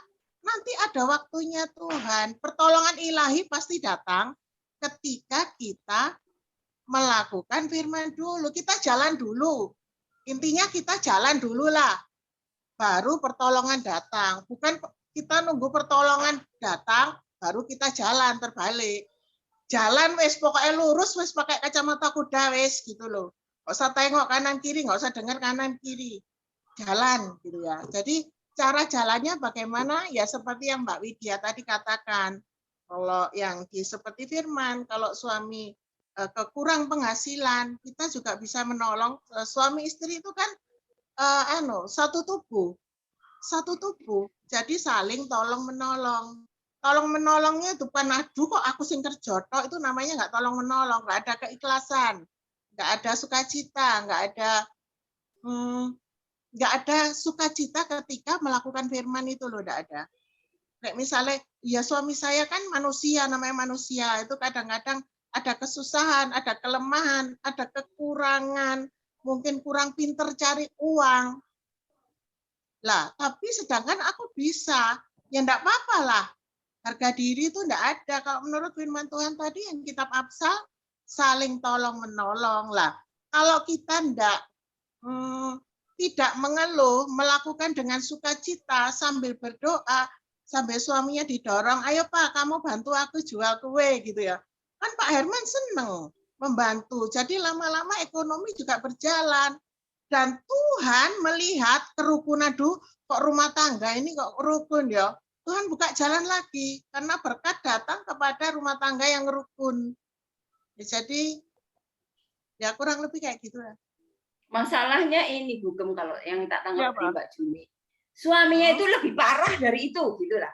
Wes dibantu secara ekonomi, masih menjelek-jelekan istrinya di belakang istrinya. Nah, yang harus dilakukan itu apa? Mendoakankah, sabarkah, atau bagaimana? Itulah praktisnya pertanyaan Mbak Juni. Oh iya. Kalau Pokoknya ini suaminya itu bukan hanya tidak bekerja, tidak bekerja, tetapi masih saling berdoa bersama, saling ngobrol bersama. Itu masih, jadi lebih parah dari itulah yang harus dilakukan apa, bagaimana. Apa tukar tambah tah? Tukar tambah kalau itu ndak suami itu ndak berdoa ya, ndak ibadah, ndak kenal Tuhan itu masih memaklumi. Dia setiap hari berdoa sampai 2-3 jam begitu kan. Tapi di luar itu kehidupannya nggak benar gitu loh. Sampai di perkumpulan komunitas ibadah pun diterang-terangan di depan kita itu menfitnah kita bahwa dia itu pembohong, dia kalau berbicara berbohong, dia gini, dia gitu, dia itu. Itu seperti ingin menjatuhkan bagaimana caranya gitu. Padahal setiap hari kehidupannya ditopang, ekonomi dan segala sesuatunya, kebutuhannya apapun itu. Apakah yang seperti itu memang di dalam firman kita harus tunduk kepada suami. Terus bagaimana kita secara kedagingan ya? Kalau kita secara kedagingan apakah kita mampu gitu loh bisa tunduk kepada suami yang seperti itu? Kalau di dalam firman Tuhan kita harus tunduk kepada suami ya, benar ya. Tapi kembali lagi, apakah kita mampu gitu loh? Ya kalau kita lakukan bagian kita aja Mbak Juni, lakukan bagian kita menurut firman bagaimana. Nah soal menjalani hidupnya itu nanti ya minta Tuhan hikmat gitu ya. Mungkin akan berat kalau sama-sama ke MK, terus Mbak Juni di ilok-ilokno di MK itu mungkin akan berat. Ya itu soal itu harus minta hikmat sama Tuhan. Masing-masing orang akan berbeda nanti. Hikmatnya Tuhan tuh bagaimana kan Tuhan, kita juga pasti nggak akan ditinggalkan sama Tuhan, nggak akan ditinggalkan sendiri sampai kita nggak kuat. Itu nggak mungkin. Pasti ada jalan keluar. Pasti ada jalan keluarnya gitu kalau gitu. Tapi kita sebagai orang yang percaya kepada Tuhan juga, kita lakukan bagian kita lebih dulu, yaitu sambil mengharapkan pertolongan ilahi. Soalnya kalau buat Tuhan kan nggak ada yang nggak mungkin. Bikin orang yang seperti itu berubah sifatnya itu seperti membalik tangan kok. Aku ya kaget, tiba-tiba Pak Aliong telepon, tiba-tiba orang yang nggak percaya Tuhan itu. Aku tiba-tiba telepon gini, kalau aku mati aku masuk mana gitu, katanya mimpi peti mati 3 hari. Aku masuk mana? Ya masuk neraka lah begitu. Loh, kok bisa masuk neraka? Aku ini lebih baik dari kamu. Aku suka nyumbang, suka gini. Lah tapi meskipun kamu suka nyumbang uang, suka bantu orang, kamu kan nggak ada yang nebus. Kalau aku ada yang nebus santai gitu ya. 2 bulan pulang dia. Ada waktunya Tuhan. Ada bagianku yang harus pikul salib, memang ada. Aku nggak menyamarkan. Ada bagianku yang pikul salib. Tapi kalau kita pikul salib, kita sangkal diri, mungkin diilokno kayak Mbak Juni diilokno di depan orang, kita terima. Itu suami yang bertobat itu loh. Itu tak ternilai harganya. Kan tugas kita di dunia adalah untuk menyelamatkan orang lain. Amanat agung, suami itu orang lain kan, anaknya orang.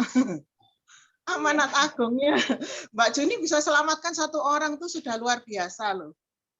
Yesus datang ke dunia itu tugasnya apa? Cuma 1, nyelametno orang-orang. Orang yang diselamatkan itu siapa? Orang yang membunuh dia, yang memfitnah dia, yang bahkan muridnya dia itu berkhianat. Orang yang mau diselamatkan itu malah mencemooh, mengejek orang-orang yang tidak percaya sama dia. dia dihina, mau dibunuh, apa-apain. Orang yang mau diselamatkan yang melakukan seperti itu. Standar kita Tuhan Yesus lah. Orang yang mau diselamatkannya, nah ini mendekati Paskah ya, yang memfitnah dia, yang memukuli dia, yang meludahi, yang memberikan mahkota duri, itu semua adalah orang yang mau diselamatkan Tuhan.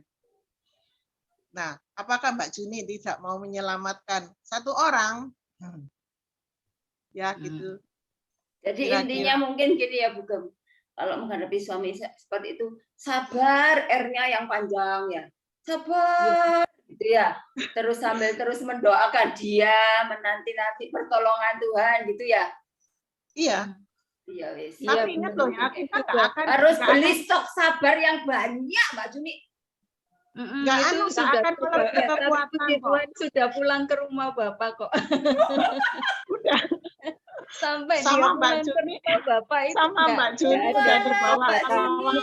Tapi saya jadi gini, Tuhan sabar, Mbak, sabar, doakan dia sampai Tuhan memanggilnya. Itu sampai Tuhan memanggilnya saya tetap sabar. Iya Bu Eli sudah maju-maju Bu Eli, ya apa Bu? Bu Sulis, bukan sabar R-nya yang panjang, A-nya yang panjang. Sabar. Kalau ada yang panjang berarti gereng ya Bu, sabar. Mau nambahkan ini aja apa? Ayatnya ya untuk Juni tadi. Tapi Juni sudah selesai masalah ini ya Jun. Sudah dipanggil ke rumah Bapak. Sudah selesai Bu Eli, puji nama Tuhan. Sudah selesai Jun. Jadi jangan ditambahin Mbak Juni. Aja ditambahin. Enggak, yang ini puji Tuhan di dalam Tuhan. Kalau sampai macam-macam gini loh Mbak Juni, mau tak doakan pulang ke rumah Bapak, jangan Mbak Juni. Silakan Bu Eli. Nambahi ayat yang tadi masalah yang seperti Juni alami itu ya, mungkin masih ada di luar sana itu seperti itu ya. Itu di 1 Petrus 3 ayat 1 dan 2, tak bacain ya. Demikian juga kamu, hai istri-istri, tunduklah kepada suamimu, supaya jika ada di antara mereka yang tidak taat kepada firman, mereka juga tanpa perkataan dimenangkan oleh kelakuan istrinya. Jika mereka melihat bagaimana murni dan salehnya hidup istri mereka. Jadi ini memenangkan hati suami tanpa perkataan. Misalnya kalau tadi masalah yang dihadapi Juni ini kan suami ini megel no. Mungkin sudah lain-lain ya Jun ya. Aku berharap enggak berdoa yang Tuhan cepet panggilan. Saya nih ngeluh-ngeluh Tuhan. Itu terjadi. Tapi pasti Juni ingin kan suaminya yang dulu itu bertobat gitu kan. Nah, ya caranya cuma satu, tadi Bu Tom sudah bilang doakan. Kita hanya bisa melakukan ya berdoa. Selain berdoa ya kelakuan kita gitu. Jadi kita ini nggak pakai ngomong, istilahnya percuma kalau ngomong pun nanti malah jadi perdebatan, nggak bisa menyelesaikan masalah. Ya lewat perbuatan kita. Ini kan tadi dikatakan mereka dimenangkan oleh kelakuan istrinya. Tanpa perkataan, jadi lewat kelakuannya. Mungkin tadi kalau suami ini mau ngegeno gitu, Juni nggak usah pakai ABCD, tapi lakukan apa sih yang suami itu suka, misalnya gitu ya. Jadi melayani dia dengan baik, meskipun ya rada ya apa ya. Kalau awal-awal mungkin tapi ya tetap semua itu lakukan seperti untuk Tuhan dan gitu ya. Anggap aja ini bukan kelakuan suami kita ini bukan dia gitu. Kasihan. Dia itu justru kasihan karena dia mungkin aku rasa ini bukan dari dirinya sendiri, tapi ada kuasa. Ya ini tadi kuasa jahat si jelek ini yang membuat suami ini mungkin memiliki karakter yang bisa sampai seperti itu, ya kan? Kalau kita melihat orang-orang yang karakternya kok nggak berubah, terus malah makin parah, gitu. Justru kita ini harus kasihan. Selain kita mendoakan, kita tuh kalau bisa ya aku sih supaya membawa mereka itu mengenal kasih Tuhan ya lewat kehidupan kita. Kalau setelah ngomong dewe, terus apa istilah kalau dia melakukan itu enggak baik sama aku, Tuhan hukum, enggak seperti itu ya. Justru dia ini mungkin haus kasih sayang Tuhan. Dari mana dia mendapatkannya? Dari kita itu, dari istrinya, dari Juni, gitu ya. Meskipun Juni ini mungkin harus bayar harga, dia harus untuk perasaannya kan pasti sangat ini ya Jun ya. Setiap hari mengalami hal-hal yang seperti itu enggak kuat. Tapi kalau Juni mengandalkan Tuhan, mengandalkan pimpinan Roh Kudus, ya pasti mampu, pasti bisa. Aku pernah, waktu itu pernah dengar satu kesaksian, cuman ini tadi tak cari kok nggak ada ya. Mungkin ada yang tahu tentang Bu Ani Pangelah itu ya. Dia pernah bikin buku juga tentang suaminya. Padahal suaminya ini hamba Tuhan, saya pelayan Tuhan. Tapi orang yang di dalam Tuhan pun masih bisa melakukan kesalahan. Dia sampai puluhan tahun berdoa terus untuk suaminya. Suaminya ini kalau nggak salah pemabuk dan sebagainya, yang wanita seperti itu. Nah, istri mana yang tahan seperti itu? Nah, kalau dia sudah tidak tahan pasti minta cerai. Tapi dia ini ingin supaya keluarganya, rumah tangganya ini tetap utuh. Jadi dia sebagai istri, selain dia mungkin berdoa, dia bilang berdoa selama puluhan tahun. Ya, aku rasa dia juga seperti yang 1 Petrus 3 katakan itu tadi, dia memenangkan suaminya lewat perbuatannya.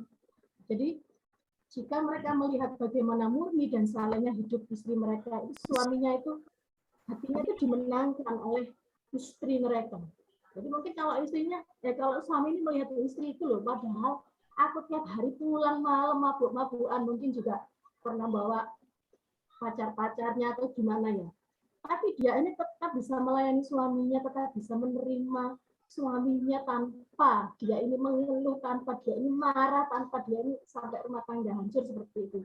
Dia tetap masih bisa melakukan firman, mengasihi suaminya. Nah, itu kan sesuatu yang pengorbanan yang sangat besar demi keutuhan keluarga mereka, rumah tangga mereka. Akhirnya dalam kesaksian itu suaminya ini dimenangkan bagi Tuhan. Suaminya ini bertobat dan sampai sekarang melayani Tuhan bersama-sama. Suami Pangelah juga dipakai Tuhan kemana-mana. Padahal kalau tak lihat ini suaminya ya gak cakep, ya gak cakep, ya wis tua. Kalau itu kan bagus. Itu tadi apa tukar tambah atau ganti kalau mungkin dengan sekarang nih manusia akhir zaman. Suamiku selingkuh, aku ya bisa selingkuh. Suamiku main di luar, aku bisa main di luar. Mungkin seperti itu. Tapi masih ada orang-orang yang seperti ini. Dia ini melihat bahwa suaminya seperti itu ya. Ayo dimenangkan, dia mau memenangkan suaminya demi keutuhan rumah tangganya. Jadi dia memenangkan suami tanpa perkataan. Mungkin sudah dia kalau ngomong sudah nggak digubris karena suaminya juga tahu firman Tuhan, dia pelayan Tuhan, hamba Tuhan. Tapi lewat perkataan, lewat perbuatannya, akhirnya suami ini bisa luluh hatinya melihat istrinya waktu padahal ini istriku wis puluhan tahun ya tak sakiti. Mungkin dia tujuannya wis biar cerai supaya dia bisa mungkin nikah lagi dengan yang lain. Tapi istrinya ini tetap kuat untuk mempertahankan keluarga. Dia kasihan melihat anak-anak. Dia tetap melakukan firman itu meskipun dia harus bayar harga. Setiap malam nangis suaminya. Dan dia harus melakukan semua yang baik itu dengan mungkin ya hatinya itu ya pasti kita rasakan ya pasti sakit ya kalau melihat suami seperti itu. Tapi akhirnya endingnya suami ini luluh loh hatinya. Dia melihat istrinya ini benar-benar mencintai dia, nggak ada yang lain, sudah terbukti. Dan akhirnya ini suaminya sekarang pakai Tuhan yang luar biasa untuk melayani Tuhan. Jadi ya firman ini sebenarnya ya gampang-gampang susah. Susah Bu Eli. Susah. Karena kita harus berani bayar harga. Kalau bacaan kita yang sekarang ini kan Yehezkiel. Nabi Yehezkiel ini kapan ya? Kemarin yang kita baca yang Yehezkiel 2 ya. Yang Tuhan suruh Yehezkiel ini melakukan satu tindakan tuh yang bagi dia itu tuh aneh, konyol gitu. Tuhan suruh dia tuh seperti ini, tidur miring gitu, seperti itu ya. Ada satu maksud. Tapi dia ini taat untuk melakukannya. Karena Tuhan mau nanti Yehezkiel ini akan dipakai untuk menjadi berkat bagi bangsa Israel. Nah, seperti itu Tuhan juga inginkan kita ini, kalau sekarang kan peran wanita, peran perempuan dalam keluarga. Ya, Tuhan inginkan para wanita, para ibu-ibu, para wanita Allah di sini, untuk kita mungkin kalau melihat kelakuan suami kita, puluhan tahun menikah kok tetap suami itu seperti ini. Ya, bagaimana kita mau tetap mempertahankan rumah tangga kita tetap harmonis? Kalau bukan kita yang istilahnya apa? Mau bayar harga, merendahkan diri, menerima keadaan suami, segala kekurangan dan kelebihannya. Kita pun juga gitu. Suami harus bisa menerima kita apa adanya, segala kelemahan dan kekurangan kita, nah, supaya keluarga kita ini tetap utuh. Saya bersyukur ini sudah 25 tahun, bahkan ini anak saya, sampai tak tunjuk, aku mau pamer. 25 tahun ini bukti penyertaan Tuhan. Bukti penyertaan Tuhan itu atas keluarga kami. Sampai tak pamer ini ya. Anakku Michelle ini ngasih kejutan. Mama papanya dirayakan silver wedding kemarin itu. Nah, saya tuh sampai kaget ya, sudah 25 tahun nggak terasa. Ternyata sudah 25 tahun, tapi kita ya masih istilahnya jatuh bangun untuk saling mengerti karakter masing-masing. Tapi kalau kita belajar lagi di sini, firman Tuhan ini banyak ya, tunduklah kepada suami dan memenangkan hati suami dengan perbuatan kita seperti itu. Ya pasti kita akan bisa terus menjaga keharmonisan rumah tangga. Bahkan bisa nanti 50 tahun, bahkan mungkin lebih. Amin ya. Semuanya pasti semuanya bisa melangkah sampai ke jenjang-jenjang yang seperti itu. Jadi itu tambahan dari saya, menangkan suami dengan kelakuan kita. Terima kasih, Bu Sulis. Pengorbanan seorang istri, Julia, Bu Elia. Bu Puji, ada yang mau ditambahkan, Bu?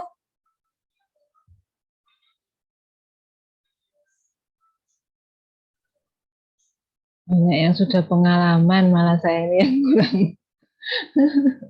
Berarti rumah tangganya Bu Puji itu adem ayem. Ya enggak selalu adem ayem. Ya ada aja konflik itu ada. Atau Bu Puji yang sabar banget. Harus sabar, Bu. Karena iya, betul, katanya enggak boleh bersungut-sungut kan. Kemarahan itu membuat ya membuat porak-poranda. Kita kemarahan, kita menjadi kita nggak puas sama suami, nggak puas sama anak, nggak puas dengan kelakuan suami, nggak kan jadi bubrah nantinya ya Bu Tulis ya. Ya kapan itu saya nasihati anak-anak ini juga. Saya tuh sudah berkali-kali ngasih tahu anak ini supaya sabar menghadapi pekerjaan, lingkungan yang baru, karena ya maklum ya nggak pernah keluar. Ini ya ngudek di rumah aja. Nah, terus saya tuh sampai kok tiap hari ketemu gesekan sama orang kok gini-gini. Terus sudah baca itu loh firman Tuhan itu. Bacaan tiap hari. Lihatan itu loh. Lihat browsingan di Google itu loh. Marah menurut Alkitab itu gimana? Karena sebelumnya sudah saya kasih contoh. Itu loh, Musa itu loh, bahwa bangsa Israel keluar dari Mesir itu ada perintah Tuhan yang dia seharusnya nggak marah menjadi marah, dan dia nggak, si Bapak Musa ini nggak masuk tanah perjanjian. Gimana? Karena marah. Ya. Karena marah seorang raja yang jadi kusta itu ada kan hukum ya. Nah, seperti itu.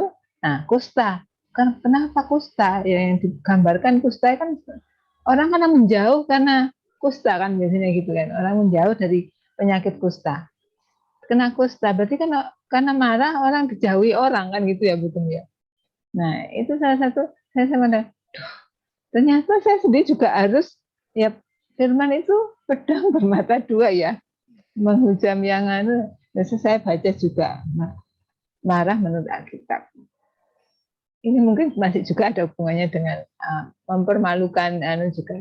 Kemudian saya lihat itu kalau kamu keras menghadapi orang yang keras, ada kan juga di situ.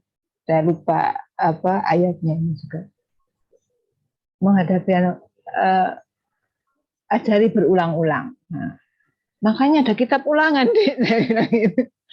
Makanya ada kitab ulangan, saya bilang diajari berulang-ulang. Nah, kadang-kadang kata kita itu gak serantanan gitu loh Bu Sulis ya, gak serantanan juga menghadapi suami, menghadapi anak, persoalan ini. Intinya dari keterbukaan, komunikasi, wawasan. Nah, itu yang misalnya seperti saya nanggapi ceritanya Pak Sugeng tadi soal Bitcoin tadi. Mungkin istrinya kurang pengetahuan tentang Bitcoin. Nah, dia menganggap Bitcoin itu jelek atau gimana? Tutup kan. Nah, bisa juga karena kurangnya wawasan, kurangnya komunikasi seperti itu. Nah, itu aja yang mungkin ya kita ini, saya ini juga bukan pinter-pinter sekali ya, enggak, sama sekali enggak pinter.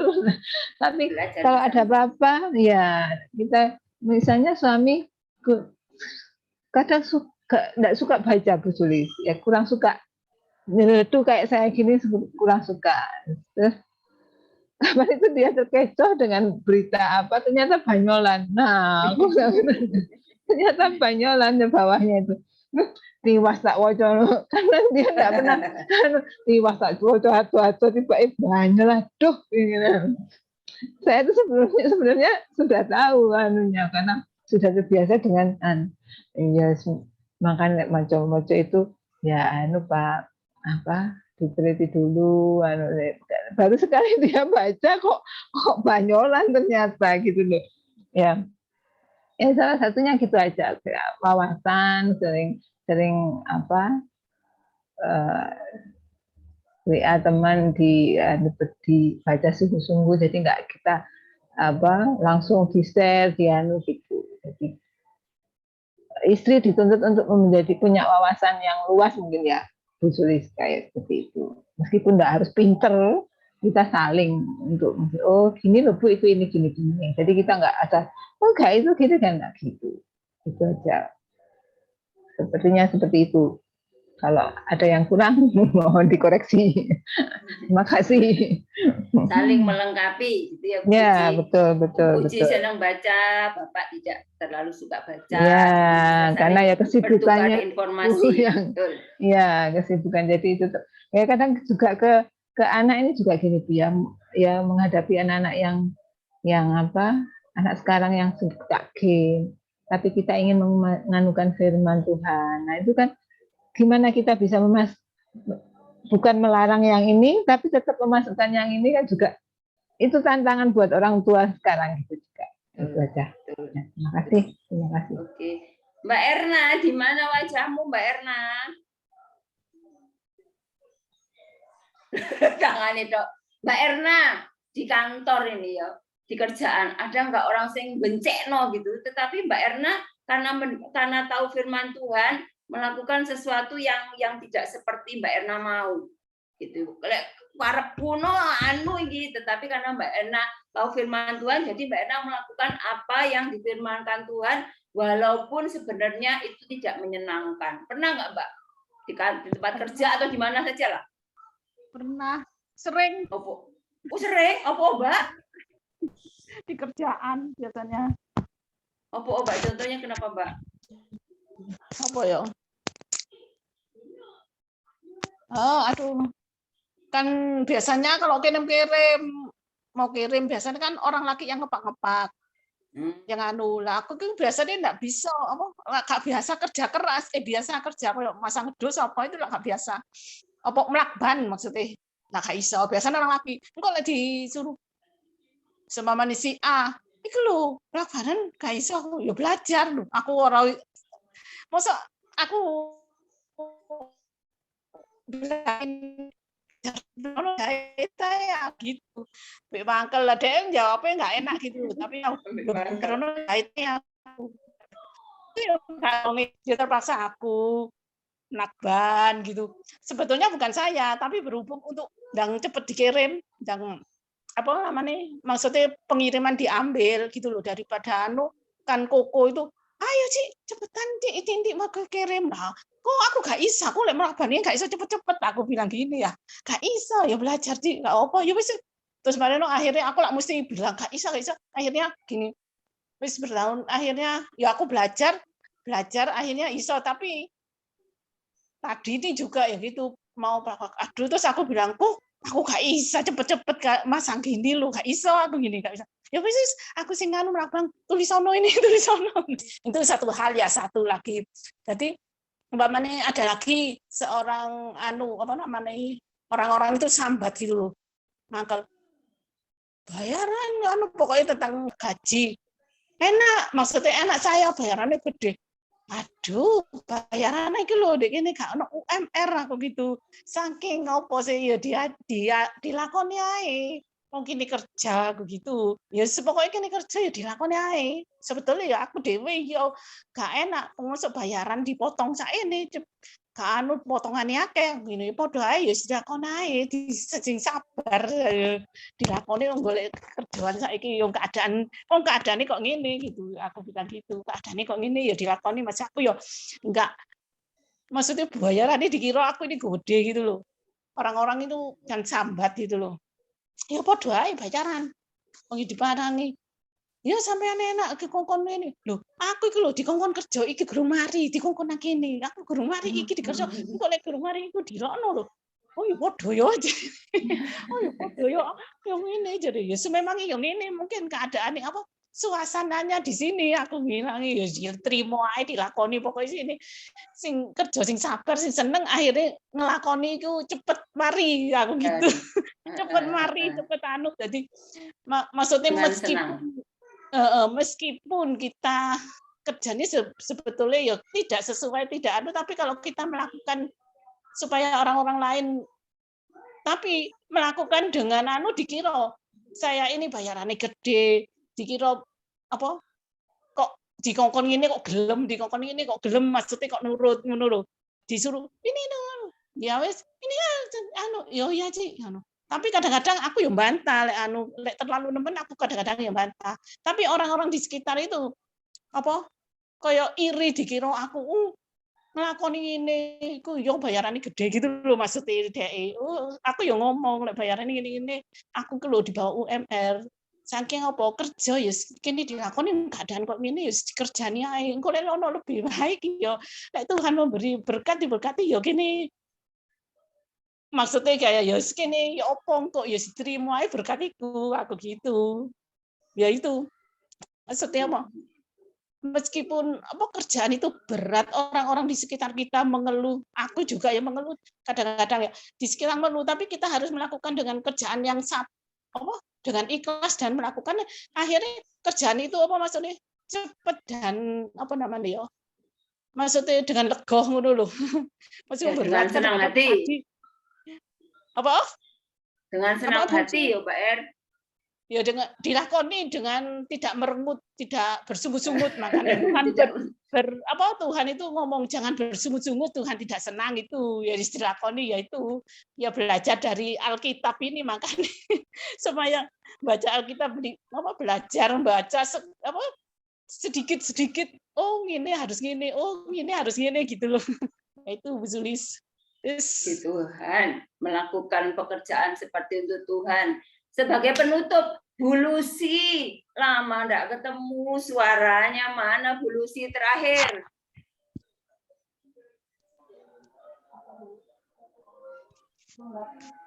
Bu, suaranya kok enggak kelungu?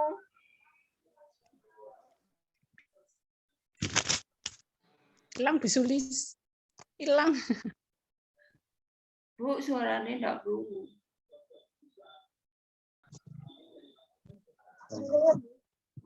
Bu, Sudah? Udah. Ada tambahan Bu Lucy dari yang kita bicarakan sebagai penutup terakhir? Tambahan nggak ada, pengurangan. Kok gelap ya? Apa Bu? Oh, gelap ya? Mau nanggap siapa tadi? Oh, Siapa? gini. Dari semua yang kita bicarakan tadi, ada nggak Bu Lucy mau nambahkan atau tanggapan? Mengenai Kak Erna tadi terakhir ya.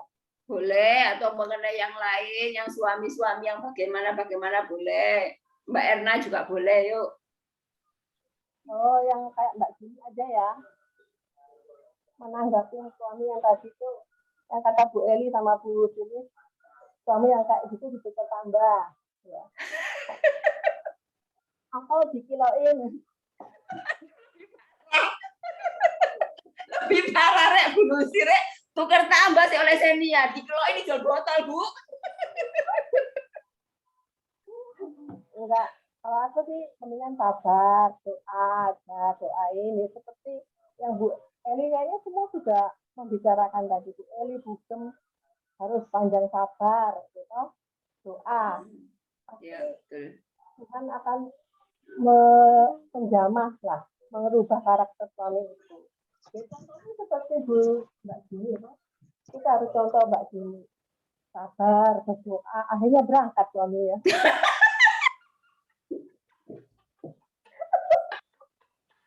Gak enak, Rek, burin, Rek.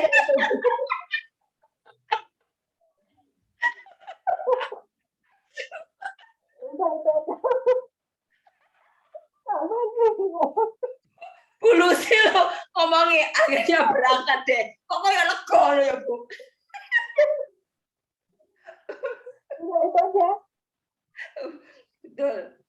Itulah inti dari semuanya ya Bu, Pak Ibu. Sabar sambil terus mendoakan. Sabar A-nya yang panjang, bukan R-nya nanti gerem, sambil doakan lagi yang saya Juga belas kasih ya Bu. Iya, Tulis ya. betul. Belas Dan kasih lagi itu yang perlu. Ya, tambahin sedikit. Intinya kalau suami istri itu adalah komitmen. Ketika sudah menjadi suami istri, itu komitmen di hadapan Tuhan. Jadi kayak nasi itu sudah jadi bubur. Udah nggak bisa ditukar no kambing, nggak bisa ditukar no apa-apa.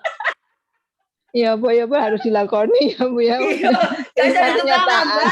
Hanya bisa diambil Buburnya nggak enak. Tugas istri adalah membuat buburnya itu jadi enak bagaimana.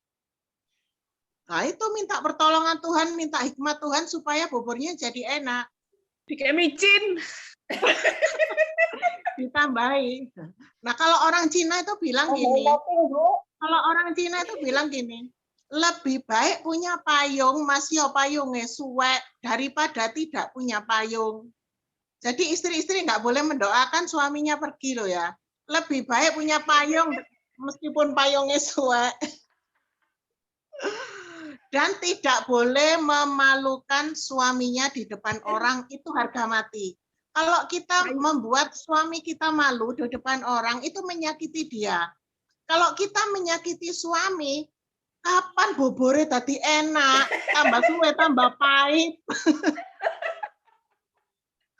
Suami itu harus dipuji-puji depan orang supaya harga dirinya timbul, cintanya tambah, lebih semangat dia kerjanya, lama-lama buburnya jadi enak. Nggak boleh memalukan suami, harga mati, tidak boleh. Sudah gitu aja. Jangan lupa memuji suami, Bu Eli, Mbak Widya, dan Bu Lucy. Yang lainnya tidak apa-apa karena tidak ada suaminya di sini.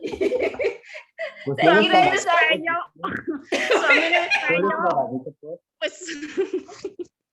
suami ini wis bengkong jadi bosan. Terima kasih buat semuanya malam hari ini. Saya silakan kembali Bu Puji, monggo nanti setelah malam ini. Wah, kita mah kalau ngerumpi begini mah paling seru. Silakan Bu Puji. Iya, terima kasih, sharingnya seru juga ya. Pokoknya jangan jadi suami-suami yang takut istri. Siapa? Ada pengumuman bungkem dari Mbak Dona tadi titipan? Atau nanti aja lewat WA? Oh, ini ada. Oh, ini ada. Ada. Oh, ada ya. Ya. Terima kasih, Ko Iwan. Jadi tidak ada tambahan. Itu soalnya ya. Kalau tidak ada tambahan, silakan bungkem atau siapa untuk doa syafaat. Saya kurang tadi. Ya, kemudian doa berkat. Pak Iwan ya. Oh ya Pak Iwan ya yang doa syafaat. Monggo Pak Iwan. Doa syafaat ya. Ya Pak Iwan. Dengar semua ya. Dengar. Oke. Baik. Bapak Ibu, mari kita satukan hati, kita akan berdoa syafaat sama-sama. Bapa yang di surga, kami berterima kasih atas berkat dan penyertaan-Mu di sepanjang hari ini. Sehingga kami boleh kembali untuk beribadah MK secara online, di mana kami telah Engkau berikan pengertian-pengertian yang baru lewat firman Tuhan yang telah kami sharingkan pada malam hari ini. Ajarkan kami, Bapa, untuk menjadi pelaku-pelaku firman-Mu, bukan saja menjadi pendengar Tuhan. Dengan segala kerendahan hati, kami datang ke hadirat-Mu dan memohon ampun untuk kesalahan kami. Kiranya Engkau yang Maha Pengampun berkenan menyucikan hati kami dari segala dosa. Bapa, kami berdoa untuk Indonesia dan para pemimpin kami dari yang terendah hingga yang tertinggi. Kiranya Tuhan berikan hikmat agar mereka bisa mengambil keputusan yang terbaik bagi bangsa ini. Mungkin ini cara Tuhan menuntun kami, mengandalkan Engkau dan tidak mengandalkan kekuatan kami masing-masing. Kami juga berdoa buat saudara-saudara kami yang terdampak musibah banjir dan tanah longsor. Kiranya Tuhan memulihkan kehidupan mereka dan mencukupkan segala kebutuhannya. Kami percaya setiap peristiwa yang terjadi merupakan bentuk kebaikan-Mu. Ampuni kami bila seringkali kami tidak sabar dan ragu akan kedaulatan Tuhan dalam hidup kami. Engkau Allah yang mengasihi kami. Hanya Engkau yang memampukan kami melewati badai ini. Bapa, kami berdoa buat gereja kami. Kiranya Bapa memberkati gereja kami. Segala rencana-rencana ke depan dapat berjalan dengan baik dan selaras dengan rencana dan kehendak Bapa. Berkati gembala senior kami, Bapak Sudi Dharma, beserta istri, anak, cucu, dan menantu. Berkati pelayanannya, berkati juga kesehatannya. Demikian juga berkati para gembala sidang, penatua, diaken, diakones, serta para pejabat gereja. Berikan mereka kesehatian dalam menjalankan program-program gereja ke depan. Bapa, kami berdoa untuk pemulihan perekonomian bangsa kami di tengah masa pandemi ini. Kiranya Tuhan turut campur tangan dalam pemulihan ekonomi bangsa kami, sehingga apa yang telah diprogramkan pemerintah demi kemajuan bangsa kami dapat berjalan dengan baik. Kami satukan hati Tuhan, berdoa bagi kesehatan Ibu Nini, khususnya yang sakit di bagian lutut. Kami mohon belas kasihan Tuhan. Tuhan menjamah kesehatan Bu Nini. Segala kuasa-kuasa penyakit kami tolak di dalam nama Tuhan Yesus Kristus. Sehingga Bu Nini dapat kembali beraktivitas seperti semula. Tuhan, kami juga berdoa bagi seluruh anggota MK Sawoja 3 dimanapun berada. Kiranya Tuhan juga memberkati kami semua, suami istri beserta anak-anak. berkati pekerjaan, juga kesehatan. Yang lemah Tuhan memberikan kekuatan. Yang sakit Tuhan memberi kesembuhan. Juga yang sedang berbeban berat, Tuhan memberikan kelegaan. Kami berdoa buat pekerjaan dan usaha semua anggota MK Saweja 3. Kiranya Tuhan memberkati dan membuat apa yang mereka kerjakan berhasil. Demikian Tuhan, pokok-pokok doa yang telah kami naikkan dan yang jauh dari sempurna ini. Dan biarlah Roh Kudus yang menyempurnakannya. Dan ajarkan kami untuk semakin hidup melekat kepadamu.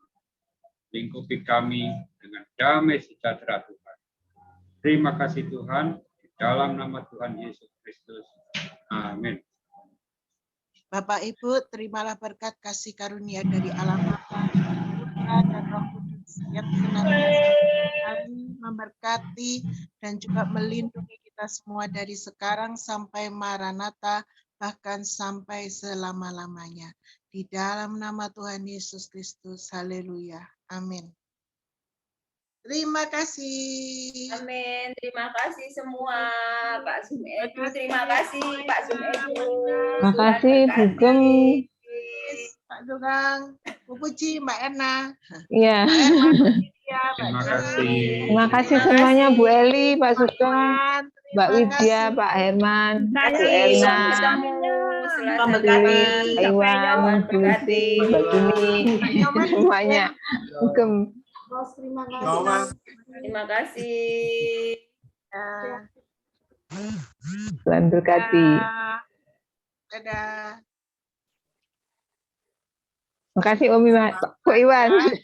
Makasih Ko Iwan.